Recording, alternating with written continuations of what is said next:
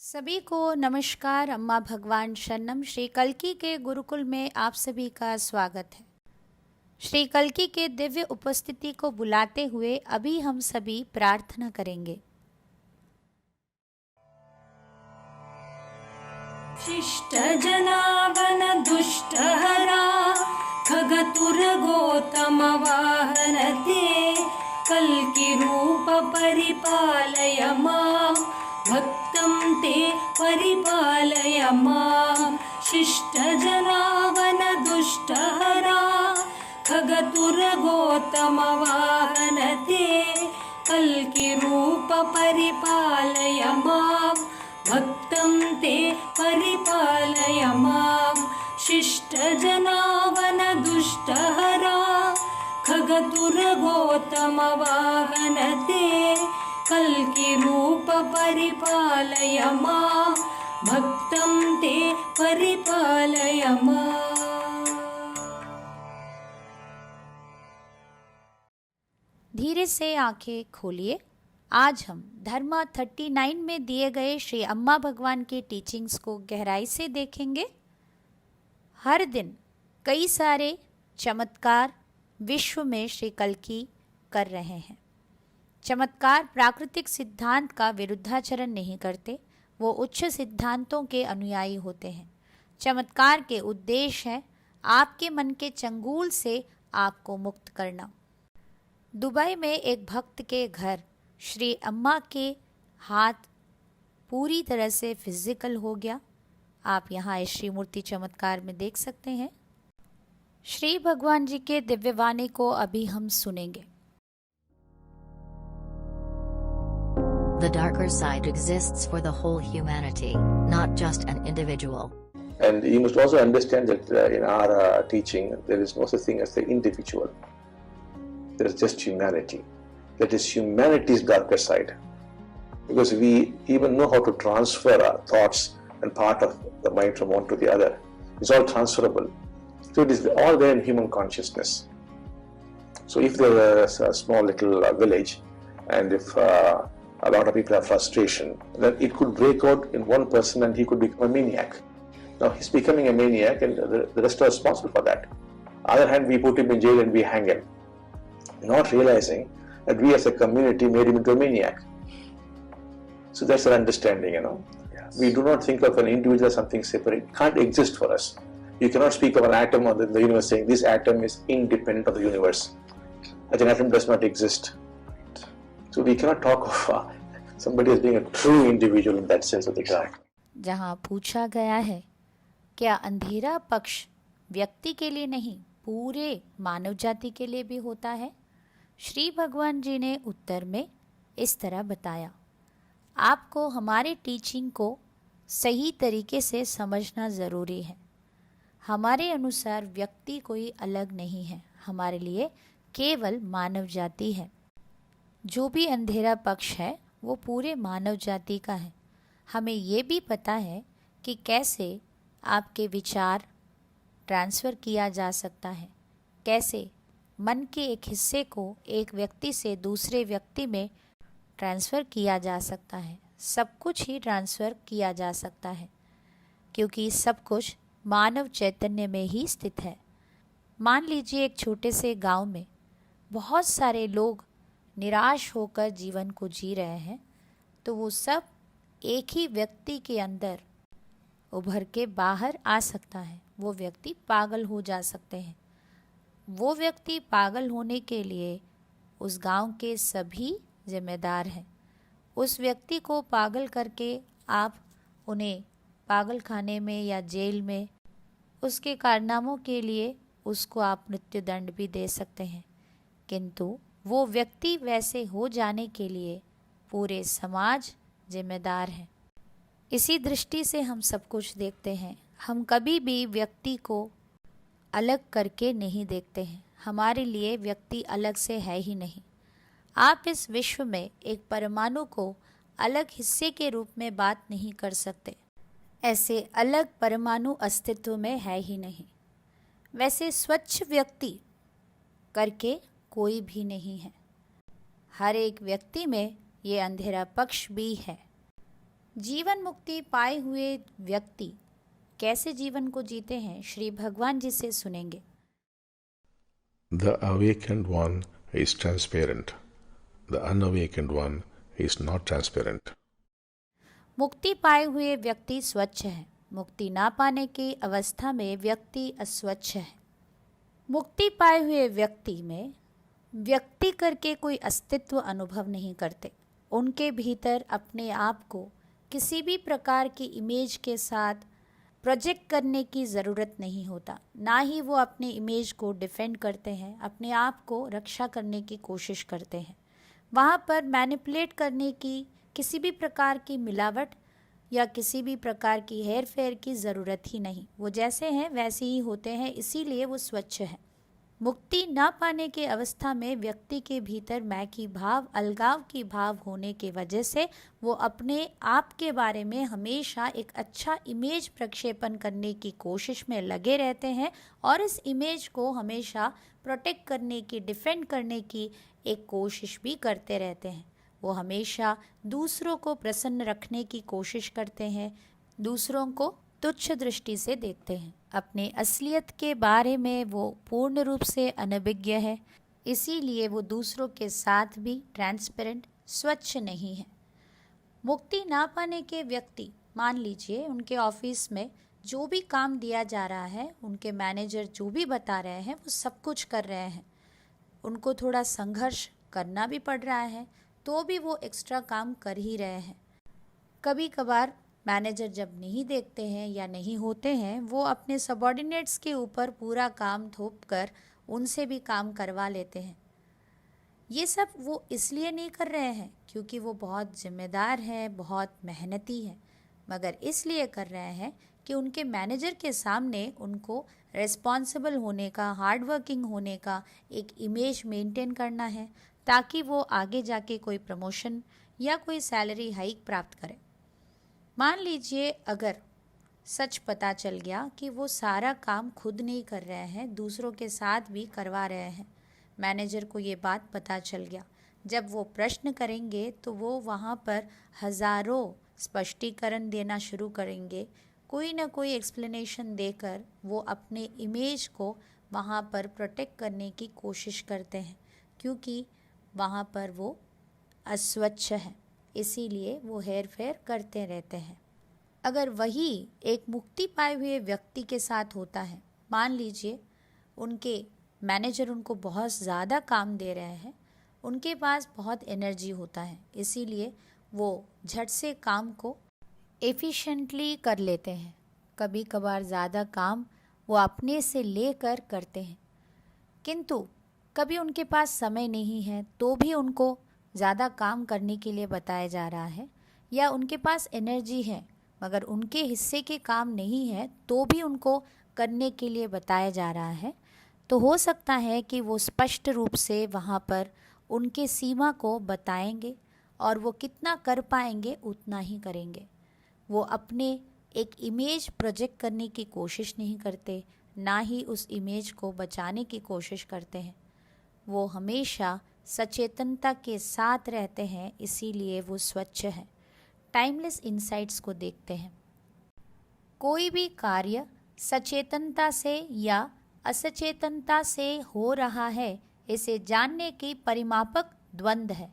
उदाहरण के लिए एक सांप एक मेंढक को खा रहा है, तो आप क्या करेंगे? आप मेंढक को बचाएंगे या उसे मरने के लिए छोड़ देंगे? अगर उसे आप बचाएंगे तो सांप वहाँ पर भूखा रह जाएगा, अगर आप मेंढक को नहीं बचाएंगे तो वो मर जाएगा।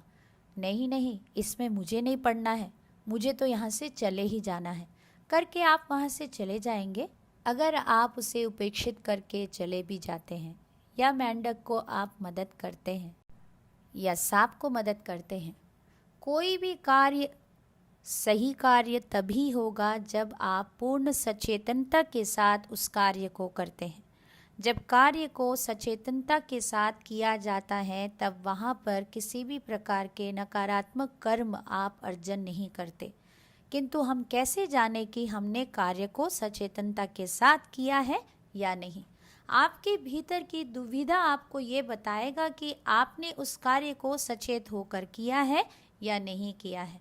अगर कार्य करने के पहले दुविधा है, करते हुए दुविधा है, करने के बाद भी दुविधा है, इसका मतलब वहाँ पर सचेतनता नहीं है। अगर कार्य को निभाने के समय पर आपके भीतर किसी भी प्रकार के द्वंद्व या दुविधा नहीं है, तो आप उस कार्य को पूर्ण सचेतनता के साथ किए हैं। श्री भगवान के अगले टीचिंग को देखते हैं। जिसमें उन्नति नहीं लाया जा सकता उसे स्वीकार कीजिए, जिसमें उन्नति लाया जा सकता है उसमें उन्नति लाएं। मान लीजिए आप गोरे नहीं दिखते, आपके सांवले त्वचा को आप बदल नहीं सकते, तो वहाँ पर आपको उसे स्वीकारना होगा। अगर आप अपने त्वचा को और सुंदर बनाने के लिए अच्छा खाना खाकर, अच्छे से पानी पीकर आपके त्वचा को और अच्छा आप ग्लो कराना चाहते हैं तो ज़रूर वैसे कीजिए। मान लीजिए आपके ऑफिस में एक टफ मैनेजर हैं जो बात बात में गुस्सा करते हैं और उनकी भाषा भी ठीक नहीं है, तो आप कंपनी के ओनर तो नहीं हैं कि उनको आप जॉब से हटा देंगे और उनके वजह से आप जॉब अगर शिफ्ट करते रहेंगे कि आपके लिए परफेक्ट बॉस कब मिलेंगे, वो भी संभव नहीं है। तो वहाँ पर आपको परिस्थिति को एक्सेप्ट करना होगा, जहाँ पर आप अपने निपुणता, कौशलता या आपके हुनर में क्या इम्प्रूवमेंट लाया जा सकता है, जहाँ पर आप अपने डिपार्टमेंट में और भी सम्मान प्राप्त करेंगे, उसके ऊपर आपको ज़रूर कार्य करना चाहिए। जीवन के हर क्षेत्र में ऐसे कुछ भाग अवश्य होंगे जो हमारे बस में नहीं है, जो हम बदल नहीं सकते। ऐसे में हमें ज़रूर उसको बेहतर करने में हमें अपने ओर से क्या योगदान देना है उसे देना है। इसीलिए जीवन में ऐसे कौन से भाग हैं जो आप बदल नहीं सकते, उसे आप एक्सेप्ट कीजिए, स्वीकारिए। जीवन में ऐसे कौन सा भाग है जिसमें आप उसको और बेहतरीन बना सकते हैं, उसके और कार्य कीजिए। अगले टीचिंग को देखेंगे। जब आप वास्तव में प्रार्थना करते हैं तो आप विचलित नहीं होते। प्रार्थना स्थिति में रहना, प्रार्थना करने की कोशिश करना दो भिन्न चीज़ें हैं। जब आप प्रार्थना करने की कोशिश करते हैं तो वहाँ पर एक प्रयत्न है, आप मानसिक रूप से अपने भगवान से कुछ बोलने की कोशिश कर रहे हैं। उस कोशिश में हो सकता है कि आप अपने समस्या के बारे में इतना चिंता में हैं कि आप सेल्फ पिटी में, डर में या गिल्ट में वहाँ समस्या को बोलते रहेंगे और वहाँ कोई कनेक्शन आप फील ही नहीं करेंगे। समस्या के समाधान के बारे में सोचते हैं किंतु आप विचलित भी हो जाते हैं। जबकि व्यक्ति प्रार्थना स्थिति में रहना चाहिए, जहाँ पर हमेशा उनके समस्या के समाधान उनके सामने रहेगा। ऐसे व्यक्ति को कितना भी शोर चारों ओर रहने दीजिए, वो विचलित नहीं होंगे। वो भीतर के या बाहर के किसी भी प्रकार के डिस्ट्रैक्शन हो, वो विचलित ना होकर प्रार्थना कर सकते हैं। अगले भाग को देखेंगे, सफलता का रहस्य। हम हमारे भाग्य के निर्माता हैं। हमारे जीवन में सबसे बड़ा गलती क्या है? हमारे जीवन के दायित्व को किसी और के सिर के ऊपर डाल देना। जीवन में असफल वही होंगे जो अपने भीतर त्रुटिपूर्ण मनोवृत्ति के साथ अपने जीवन के परिस्थितियों के लिए किसी और को दोषी ठहराते रहेंगे। उदाहरण के लिए, आपके डिपार्टमेंट में आपको प्रमोशन नहीं मिल रहा है तो आप बोलेंगे कि ये सब मेरे पिताजी के वजह से हो रहा है। आपके पिताजी ने क्या किया? आपके प्रमोशन के लिए वो कैसे जिम्मेदार है? वो तो 10 साल के पहले गुजर चुके हैं और अभी आप 40 साल के हैं। नहीं, वो मुझे अगर अच्छे स्कूल में पढ़ाते तो मैं बहुत जल्दी ऊपर उठ जाता।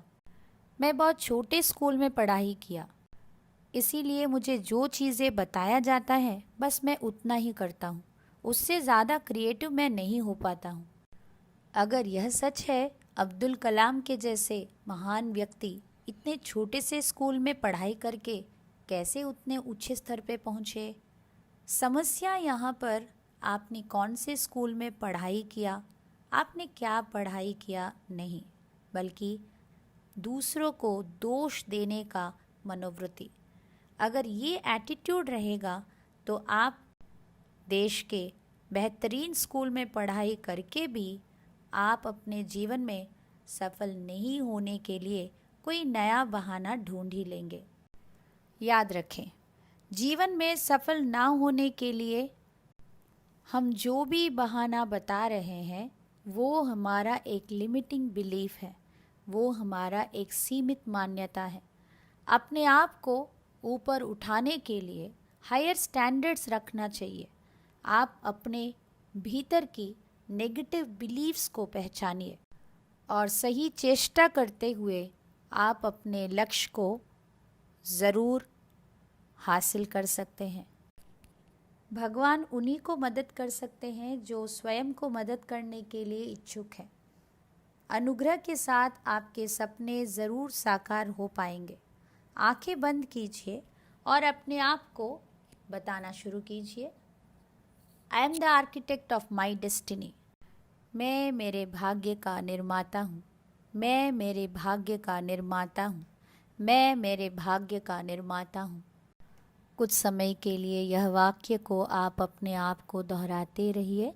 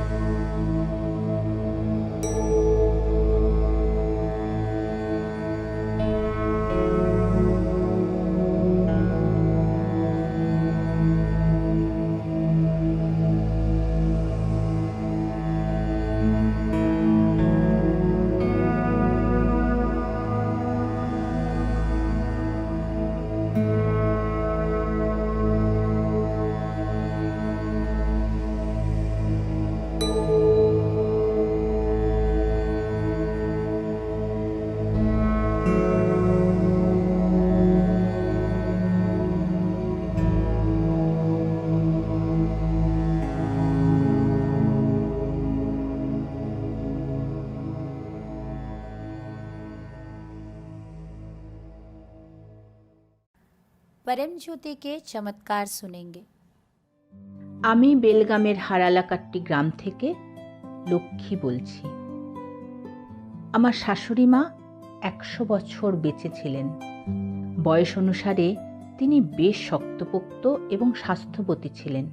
তিনি প্রতিদিন 3 বার করে নিয়মিত মূলমন্ত্র জপ করতেন। কিছুদিন আগে মূলমন্ত্র জপ করে রাতে তিনি ঘুমোতে যান এবং সকালে তিনি শেষ নিঃশ্বাস ত্যাগ করেন। হাতে জপের মালা সহ মুদিত নয়নে তাঁর মৃতদেহ অত্যন্ত প্রশান্ত দেখাচ্ছিল।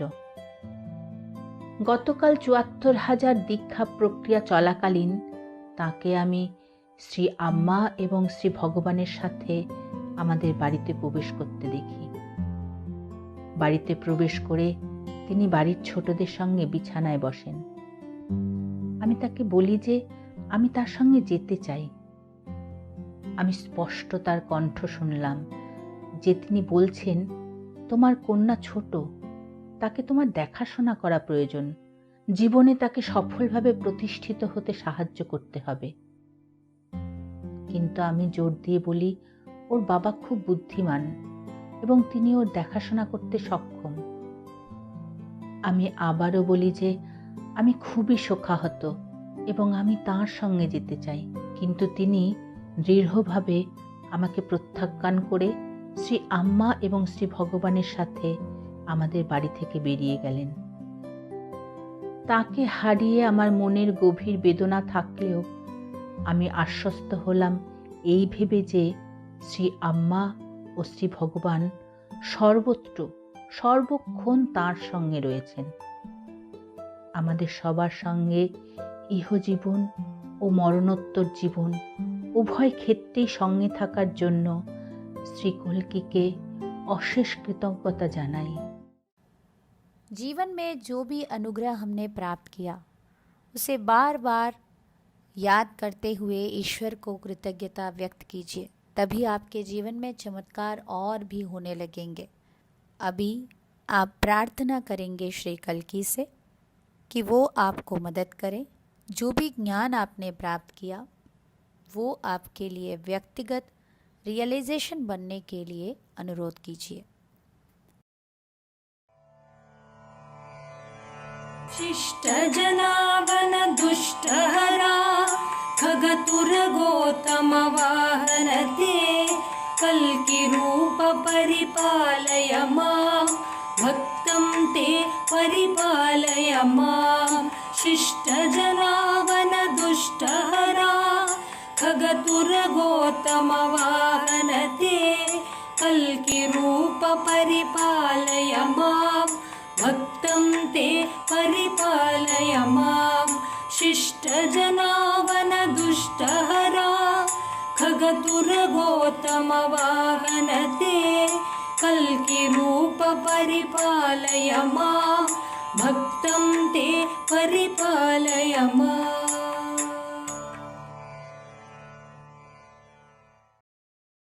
कल्की के साथ कोई भी एक रिश्ता रखते हुए कल्की चैतन्य आपको अनुभव कराने के लिए इस भक्ति संकीर्तन में भाग लेते हुए प्रार्थना कीजिए।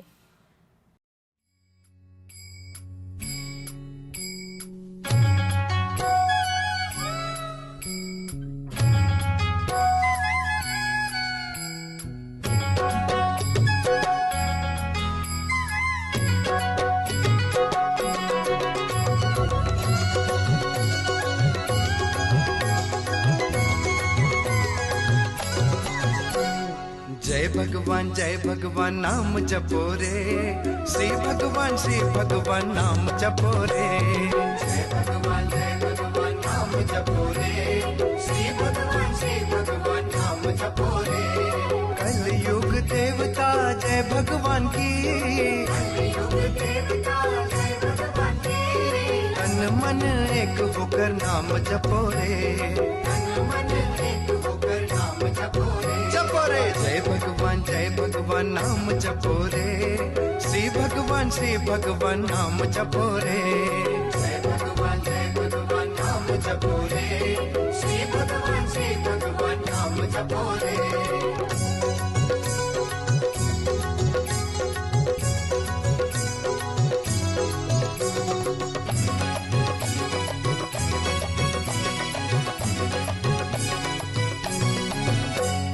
जगत के रखवाले जय भगवान की, जगत के रखवाले जय भगवान की। शरण में आकर नाम जपो रे, शरण में आकर नाम जपो रे। एक नाम सत्य नाम जय भगवान की। सभी को नमस्कार। अम्मा भगवान शरणम।